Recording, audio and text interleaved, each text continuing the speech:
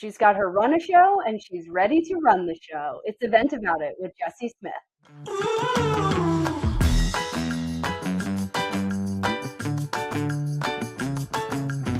Hey everybody, welcome to Event About It. I'm your host, Megan Martin, and our guest this week is best known for delivering high-stakes programs with poise, precision, and serious production chops. From hybrid events to headline-worthy conferences, she's done it all. Welcome to the studio, Jessie. I'm so glad to have you here. I'm so excited to be here. Fellow Montanan, there's not very many of us here in the States that work at this level that we do. So before we start, tell the people who you are. I'm Jessie. I have been in events for about 20 years now. Started on the supplier side and have moved into the production side with an agency. And well, one thing we're going to definitely get into in the after show is both of us having started on property, and you starting kind of in a small town, then going to San Francisco, ultimately finding your way back here, which I find super interesting. So we'll dig into it more in the after show, but I really would love to know, like, what inspired you to leave, and like coming from a town that doesn't do events, like we don't really do, and we especially don't do really corporate events here. We're starting to, but like, why move away? How did you end up in this industry to begin with? I was told to avoid this industry. My mom did not want my sister or I in this industry, but we both ended up in it. And by industry, you mean like hospitality in general? We were told to stay away from hospitality. And the way I started was I was a host at a restaurant, and they came and asked me if I wanted to help out in the sales office. And I was in college and wanted extra money, so I said sure. And then 2 weeks later, they told me that to learn everything I could because they were going to let the director of sales go, and that I was going to run the sales office until they found a replacement. Wow. And that was my start in this industry and planning events at, being a freshman, sophomore in college and just being thrown into it. I mean, I think that's super interesting because I think all of us have kind of fallen into this industry. But then after that, you did actually get like trained, like properly went to school for this. I did. I lived in the Bay Area, and they had a great hospitality program at San Francisco State. And so I went there as a hospitality major. I will say I did bounce around debating whether I was pigeonholing myself, being just a hospitality major, but definitely paid off in the long run. I would agree. All right, well, that leads us into a fun game that I want to play. It's time for Run of Showdown. Here's how it works. I'm going to give you 2 event options, and you have to pick which one makes it into the show flow and which one gets left backstage. No hesitation, no justification, pure planner instinct. Are you ready? Yes. Okay. VIP seating or general admission? VIP seating. I like that. Step and repeat or a selfie station? Selfie station. Oh, always. Gotta make it Instagrammable for sure. Well, I guess TikTok now, like I'm aging myself. Keynote celebrity or industry expert? I'm going to go industry expert.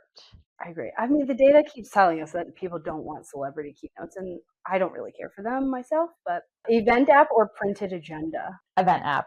Oh, totally agree. Sustainable, right? Yeah. At least that's what we tell ourselves. Branded tote bags or reusable water bottles? Reusable water bottles. I feel like they're going to get a little bit more use than a branded tote bag that will sit in your closet until you need an extra bag. Agree, but a note to planners out there, if you're going to give the water bottle, you have to have water stations. Like, yes. I am super frustrated that those are gifts or what you get at registration, and then there's nowhere to actually use and have budgeted enough to continuously fill those water bottles. Video opener or cold open with an MC? Video, I agree. And then the MC comes out and kind of opens. I think that's a both. Interactive workshops or main stage inspiration? Interactive workshops. Agreed. 15-minute coffee break or 10-minute stretch break? Coffee. I feel like on set I live off of coffee. But what about the audience? Do you think your attendees would want coffee breaks or stretch breaks? I just hope everybody lives off of coffee. I think when you go to conferences, we all live off coffee. Couldn't agree more. Those are some very long days. Yes, they are. Even for the attendees, they're super long. Speaker walk-on music or clean silent start? Oh, walk-on music. You can't have silence anywhere, especially in the GS. Live stream or pre-recorded sessions? Live stream. I kind of like the hybrid option. Like some of this, but like it doesn't really make sense at a live event. Like if it's a hybrid online, like a digital first, I think it works. Otherwise, live stream. Live captions or AI transcription? Live captions. Agreed. Although AI is helping that, like with the multiple languages and stuff. But yeah, I agree. Live captions. Oh, this is a good one. Buffet dinner or plated meal? My CSM past life would say buffet dinner because everyone forgets the place cards when they want people to select their entree. So if it was a plated dinner, you would want one entree only, no choices. Or like a dual plate. Oh, a dual plate. Okay, like very CSM of you. This is always a hot take. DJ or live band? I think it definitely depends on the event, but I'm gonna go DJ. DJ. I agree. Depends on the event. Okay, last couple. Photo booth or roaming photographer? Photo booth, because you typically get that takeaway from it. I would say both. If you could afford both, you should do both. Yes. I didn't know that was an option. Okay, you can say yeah. All right, I agree. I didn't give you the option. Sign seating or open mingle? Open mingle. What if it was a plated meal? Well, then you gotta go assigned. Do assigned, yeah. All right, last one. Digital signage or printed signs? Digital, because you can always fix them. I love that. Yeah, it's true. Especially as much as agendas change or things have to move. I feel like as soon as you print something, it's outdated. Yeah. Like it's already wrong. Okay, well, that's a wrap on Run of Showdown. I wish every client made decisions that fast. I think our lives would be a whole lot easier. All right, now it's time for my favorite part of the show, our favorite therapy session, the vent of the week. Sometimes the only thing tighter than a load-in schedule is our patience. This is your safe space to let it all out. So tell us, what irks you about events? It's not necessarily an irk, but since COVID, there's this expectation that the timelines change and we can have these tight timelines and pull off these extravagant events,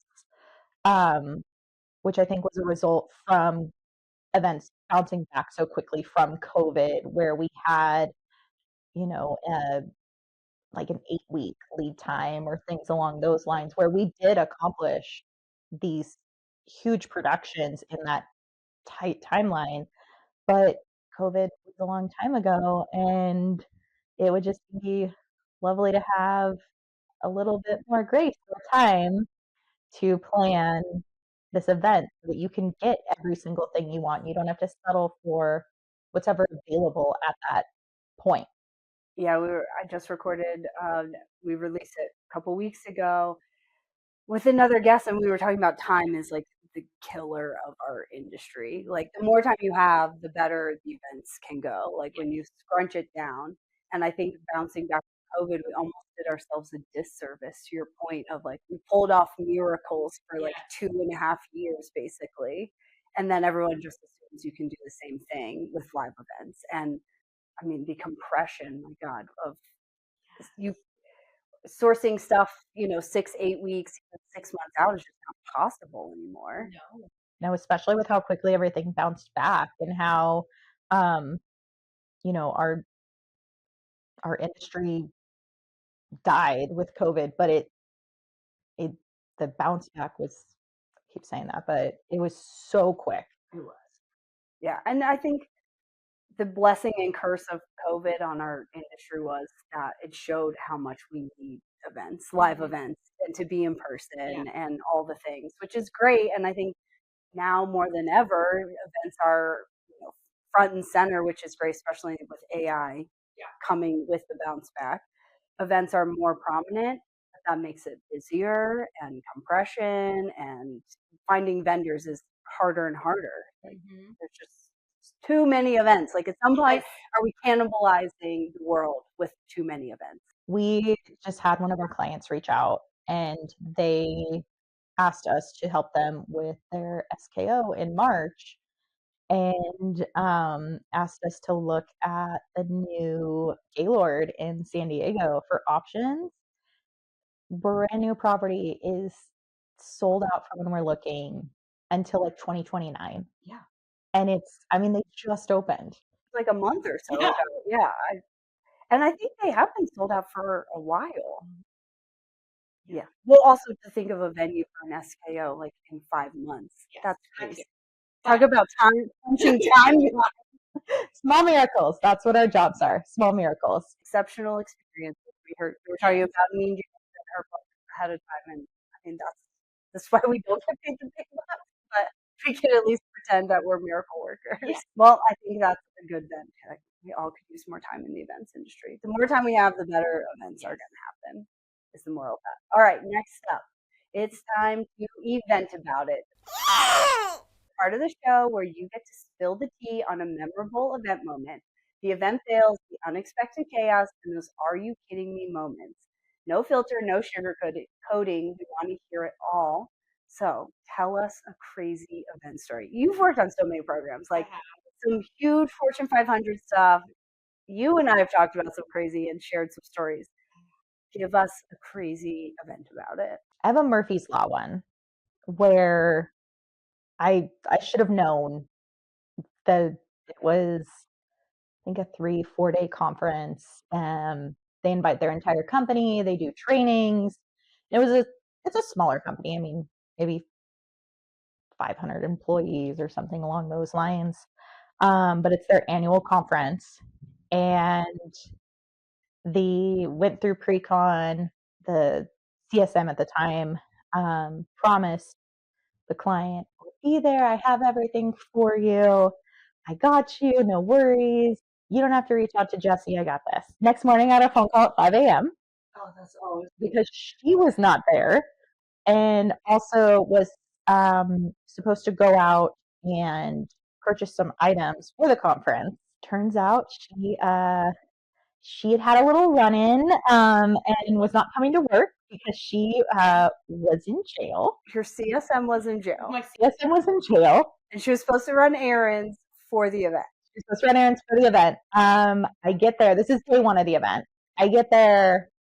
It looked like someone had bought rainbow tape to tape down cords in the ballroom. And we had every single color you could possibly think of. Like duct tape, not gaff tape. Not gaff tape. No, no one thought to say, "Hey, let's buy some gaff tape," or "Hey, can you buy some gaff tape?" Or, "Hey, AV, do you have an extra roll? We have an extra roll of gaff tape. I mean, we had painter's tape, we had duct tape, we had tape in colors I can never think of. And the client is like, "Nothing matches." And I'm like, "Yes, I know that. I'm really sorry." So trying to fix this before anyone shows up, doing whatever we can. While your CSM is sitting in jail. But while CSM is sitting in jail. Didn't know where she was yet at this point. I was just worried about the client. Later found out she was in jail. And then just as the week went on, little things happened every day. Like food was burned on buffets. I think the internet went out at one point. We get to, I'm sitting under my desk and I'm like, "I don't want to talk to anyone. Please don't talk to me." It's like working in a restaurant where you go into the walk-in just to like take a minute. I mean, at one point the client asked me and I'm like, I have nothing to say. I don't know what to tell you. I apologize. I have no explanation. I know you want one, but I don't have one.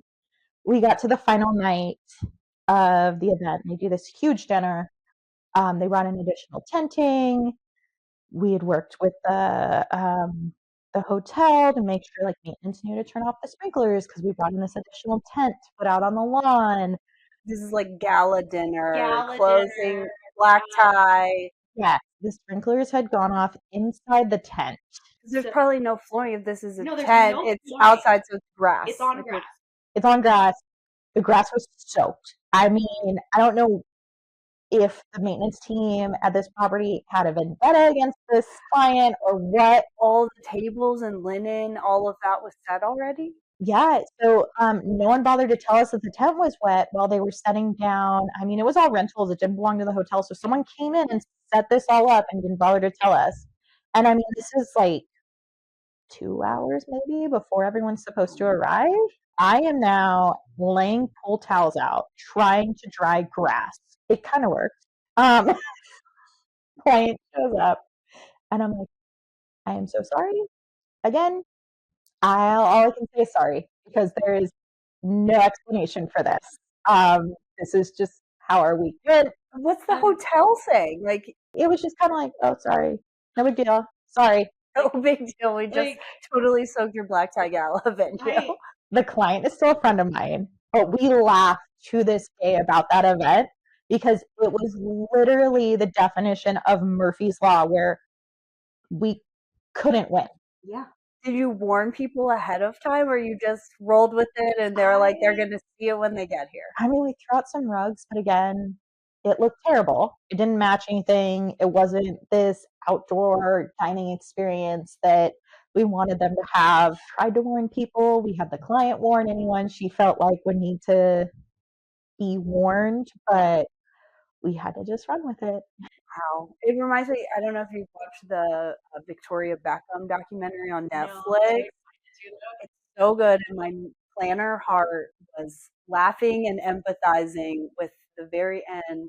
They go into her very first like full runway show and it pours rain. It's in a tent on this beautiful mansion outside of Paris. They're busing everyone there. It's pouring rain all day. And it's straight mud. Like there's not even grass. It's gravel and mud. I mean, they pulled it off. I wish they had gone into more detail. Like this is where my event brain was like, can you give us more about how they like overcame the mud and the rain? Yeah. Like the models were walking down this marble staircase that's soaking wet. I was slipping. They're like, should we postpone? It was the whole thing. That's what the story reminds me of. I've had sprinklers go off and ruin signage, but never like a whole event. Holy cow. So, but the planner like just was thankfully rolling with it, or at one point like furious. I mean, she was pretty furious, but there wasn't much we could do because there wasn't anywhere at this venue where we could move this group. And at that time, we didn't have time to move. Whew. Well, hopefully those ladies got their rental dresses, at least some of the money back. Yeah. Wow, well, that's one of the craziest stories we've had on Event About It. So thanks for sharing and surviving such a crazy, crazy event. So tell us as we're wrapping up the episode, what have you been up to? You're working on some cool programs. Where are you headed next? I am headed to Vietnam for an incentive trip, which is exciting. I haven't been to that part of the world and excited to see that. And are you gonna have any time to explore, or it's all work? It's mostly work. I have a day to explore. Okay. And I'll probably have some time, in the evenings to explore. But well, if you've ever been to Vietnam or Seoul, hit Jessie up. We'll link to her LinkedIn. You can send her all the things that she should be doing while she's in Korea and Vietnam, which is amazing. Like I love traveling through Asia. I've never worked in Asia, so we're gonna have to maybe do a catch up episode to hear all about this. It's been interesting. It's been a great experience, but also just interesting with like language barriers and time differences. And well, good luck with that. And we're going to do a recap with you when that's over because I'm so intrigued. I'm sure there's going to be good stories because I remember you telling me the logistics of getting everyone to the island. So we might have to do a whole nother event about episode just on this trip. Yeah, Delta did a sturdy and canceled a flight. Oh, Delta. You've been on my list for a little while. Well, that's all we have time for today. Thanks for joining another episode of Event About It, where we turn event mishaps into marketing gold. If you enjoyed the chaos, be sure to subscribe, leave a review, and share this with someone who needs a laugh. Don't forget to head over to eventaboutitpodcast.com. Send us your events and your stories to be featured on a future episode. While you're there, be sure to catch the Event About It after show for dynamic dialogue with Jessie, where we talk about starting on the venue side and how that shaped our event careers, what she learned from studying events at 2 different levels in higher education, and why small town life hits differently after living in the big city. And until next time, keep growing, keep laughing, and definitely keep eventing about it.